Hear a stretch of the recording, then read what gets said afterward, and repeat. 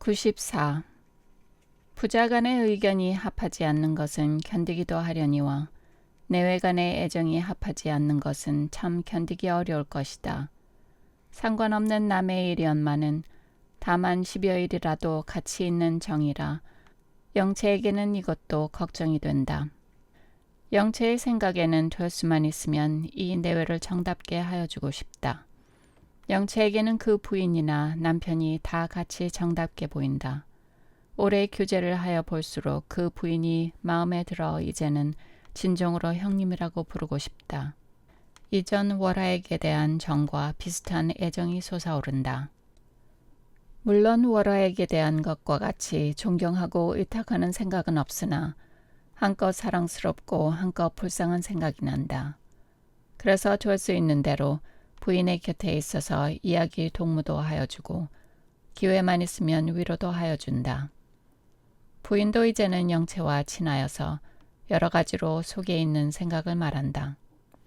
병욱은 다정하면서도 얼마큼 뻑뻑한 맛이 있거니와 영채는 다정하고도 부드러운 맛이 있었다. 그래서 부인은 영채와 말하기를 유일의 낙으로 알았다. 차라리 어떤 점으로는 신우이보다도 영채가 더 정답고 사랑스럽다. 그래서 영채의 손을 꼭 쥐며 아이고 어쩌면 좋소 하기까지 한다. 그보다 더 괴로운 것은 영채의 생각이라. 영채는 웬일인지 모르게 그 부인의 남편 되는 이에게 대하여 일종 정다운 생각이 난다.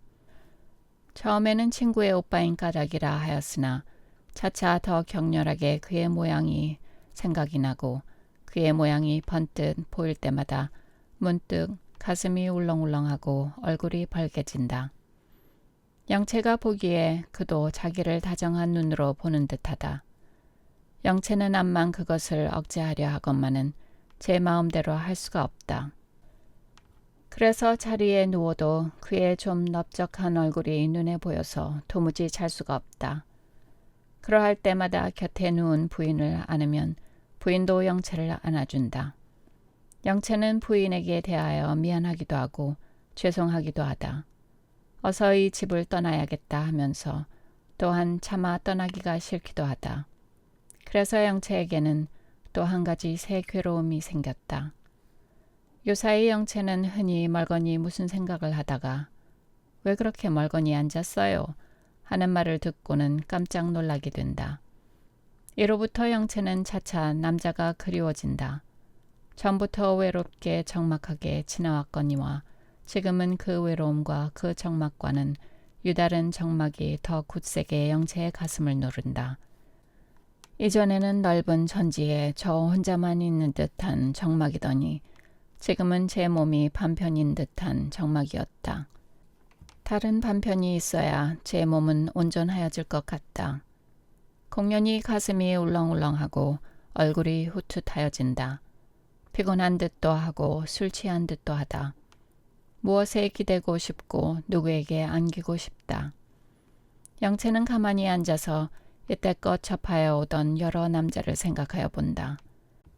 자기의 손목을 잡아 끌던 사람, 겨드랑이로 손을 넣어 끌어안던 사람, 억지로 뺨을 대던 사람, 음란한 눈으로 자기를 유혹하며 교만한 말로 자기를 위협도 하던 사람.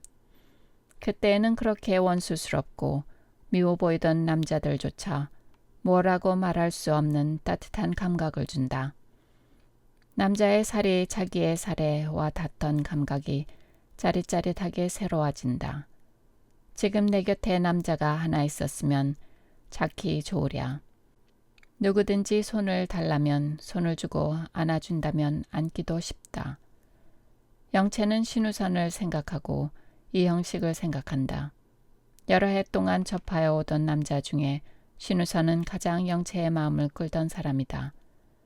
그는 풍채가 좋고 기상이 쾌활하여 어딘지 모르게 사람을 끄는 힘이 있었다.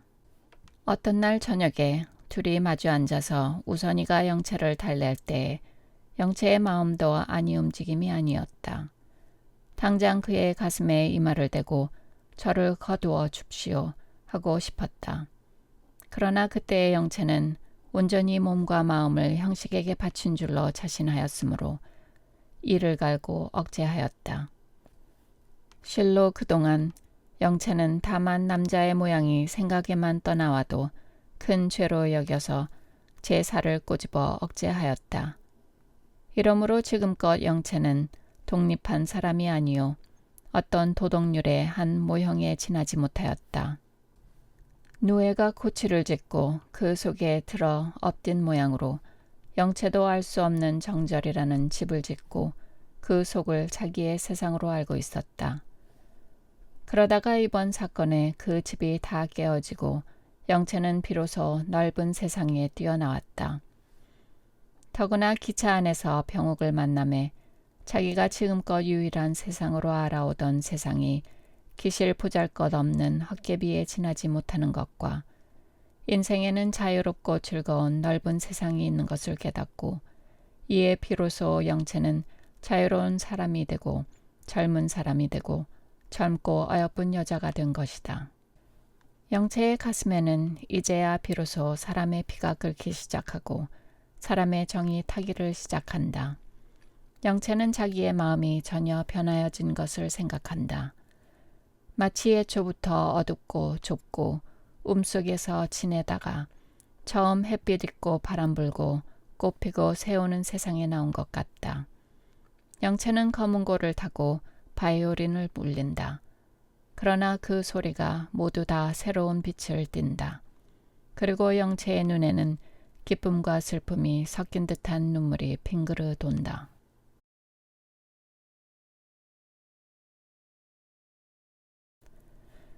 95. 형식은 꿈같이 기쁘게 지낸다.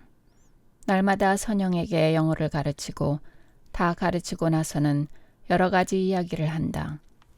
선영도 이제는 낯이 익어서 부끄러워하면서도 조금씩 농담도 한다. 그러나 순애는 여전히 웃지도 아니하고 말도 많이 하지 아니한다. 형식은 선영으로 더불어 재미있게 이야기하다가는 오두커니에 앉았는 순애를 보고는 문득 말을 그치고 미안한 듯이 슬쩍 순애를 본다. 순애는 형식의 눈을 피하려고 아니하고 형식이야 자기를 보거나 말거나 전에 보던 데를 보고 앉았다. 이렇게 되면 형식도 말하던 흥이 깨어져서 잠자코 앉았고 선영도 책장만 뒤적뒤적한다. 어떤 때에는 순애가 먼저 일어나서 밖으로 나가고 형식과 선영은 가만히 순애의 뒷모양을 본다. 순애는 등이 좀 굽은 듯하고 어딘지 모르나 슬픈 빛이 보인다. 그리고 두 사람은 마주보고 웃는다. 웃으면서도 서로 무슨 뜻인지는 모른다. 형식은 아주 세상과 인연을 끊는 모양이 되었다. 학교는 사직하고 학생들도 이제는 놀러오지 아니하고 원래 많지 않던 친구들도 근래에는 오지 아니한다. 우선도 무슨 분주한 일이 있는지 보이지 아니한다. 형식은 깨서부터 잘 때까지 선영과 미국만 생각한다. 그래도 조금도 적막하지 아니하고 도리어 더할 수 없이 기뻤다. 형식의 모든 희망은 선영과 미국에 있다. 기생집에 갔다고 남들이 시비를 하고 돈에 팔려서 장가를 든다고 남들이 비방을 하더라도 형식에게는 모두 우스웠다. 천하 사람이 다 자기를 미워하고 조롱하더라도 선영 한 사람이 자기를 사랑하고 칭찬하면 그만이다. 또 자기가 미국에 갔다가 돌아오는 날이면 만인이 다 자기를 우러러보고 공경할 것이다. 장래에 희망이 없는 사람은 자기의 현재를 가장 가치 있는 듯이 보려 하되 장래에 큰 희망을 가진 형식에게는 현재는 아주 가치 없는 것이다. 자기가 경성학교에서 교사 노릇하던 것과 그 학생들을 사랑하던 것과 자기의 생활과 사업에 의미가 있는 듯이 생각하던 것이 우스워 보이고 지나간 자기는 가치 없는 못생긴 사람같이 보인다. 지나간 생활은 임시의 생활이요. 이제부터가 참말 자기의 생활인 것 같다. 그래서 형식의 생각에 자기의 전도에는 오직 행복뿐이요. 아무 불행도 있을 것 같지 아니하다. 자기의 몸은 괴롭고 혼란한 티끌 세상을 떠나서 수천 길 높은 곳에 올라선 것 같았다. 길에서 만나는 여러 사람들도 이제는 자기와는 종류가 다른 불쌍한 사람같이 보였다. 더구나 이전에는 자기의 동무로 알아오던 주인 노파가 지극히 불쌍하게 보이고 갑자기 더 늙고 쪼그라진 것 같이 보인다. 그러나 박복한 형식에게는 또 한 가지 걱정이 생겼다. 어떤 사람이 김 장로에게 형식의 품행이 방정치 못하다는 말을 하였다. 하루는 장로가 불쾌한 낯빛으로 부인에게 세상에 어디 믿을 사람이 있소 하여 이러한 말이 있었다. 왜요? 형식이가 기생집에를 다닌다는구려. 부인은 자기가 기생임에 이러한 말을 듣기가 좀 고통이 되었으나 이제는 귀부인이라 그것을 고통으로 여길 체면이 아니라 하여 깜짝 놀라며 그게 무슨 말씀이야요? 네 말을 들으니까 형식이가 다방골 개월향이라든가 하는 기생에게 반해서 밤마다 거기 가서 파묻혀 있었다는구려. 그러다가 답골 승방이라든가 어디서 누구누구와 그 계집 때문에 다툼이 나서 발길로 차고 때리고 야단이 났더라오. 그뿐만 아니라 개월향이가 형식에게 실증이 나서 평양으로 도망가는 것을 형식이가 따라갔더라오. 내가 그럴 리가 있느냐고 하니까 날짜까지 분명히 알고 확실한 증거까지 있다는구려 하고 한숨을 쉬며 당초에 내가 이를 경솔하게 하였어. 부인은 깜짝깜짝 놀라며 이 말을 듣더니 아 누가 그래요 한다. 애지중지한 딸을 그러한 사람에게 준단 말인가 하는 생각이 나서 가슴이 아프다. 그러나 형식의 외모와 말하는 양을 보매 그러할 것 같지는 아니하여서 누가 형식을 험담하느라고 그러는 게지요. 나도 처음에는 그런 줄만 알았구려. 했더니 차차 들어본즉 그 말이 확실한 모양입디다. 우선 형식이가 평양 갔다는 날짜가 꼭 이틀 동안 우리 집에 아니오던 날이로구려. 그래서 경성학교에서도 내어 쫓은 모양이라는구려. 에그 저런. 이러한 말을 하다가 마침 선영이가 들어오므로 말을 끊었다. 그러나 선영은 대강 그 말을 들었다. 그 후에 장로 부부는 다시 그런 말을 하지는 않았으나 마음속에는 말할 수 없는 근심이 있었다. 선영도 왜 그런지 모르게 그 말을 듣고는 좀 불쾌하였다. 형식을 보아도 웃고 싶지를 않고 도리어 미운 듯한 생각이 난다. 여전히 정다운 생각이 있으면서도 동시에 미운 생각과 의심이 난다. 선영의 가슴에는 괴로움이 생겼다. 형식은 이런 줄을 모르고 여전히 쾌활하게 지나건만은 장로집 식구들은 자연히 말이 적어지고 웃음이 적어지고 형식을 대할 때에 일종 불쾌하고 경멸하고 괘씸하여 하는 생각으로 한다.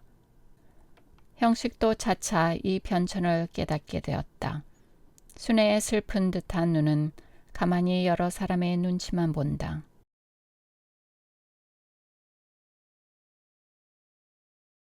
96.